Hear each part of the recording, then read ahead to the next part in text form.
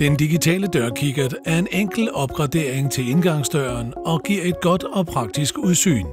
I denne video viser vi, hvordan du monterer den digitale dørkikkert på indgangsdøren. Vælg den rigtige position for den digitale dørkikkert. Vi anbefaler, at den monteres i øjenhøjde. Marker positionen på døren.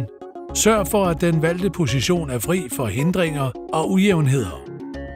Dørkikkerten skal sidde fladt på døren. Vælg et bord i den rigtige størrelse, 14 mm.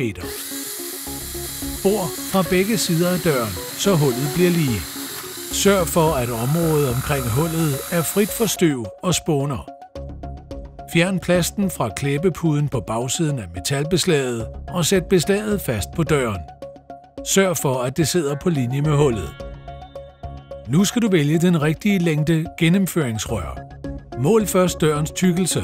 Gennemføringsrøret skal være kortere end dørtykkelsen. Indsæt gennemføringsrøret gennem metalbeslaget. Sæt gummiskiven på kameraets bagside. Træk derefter ledningen gennem døren fra ydersiden af døren. Skru kameralinsen med gennemføringsrøret fast indenfra.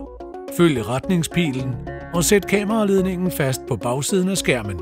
Placer skærmen på metalbeslaget og klips den fast. Fastgør derefter skærmen med den efterfølgende skrue. Åbn til sidst batteridækslet og indsæt de 2 medfølgende batterier. Tryk på knappen for at bruge den digitale dørkikkert. Enheden slås automatisk fra efter 10 sekunder.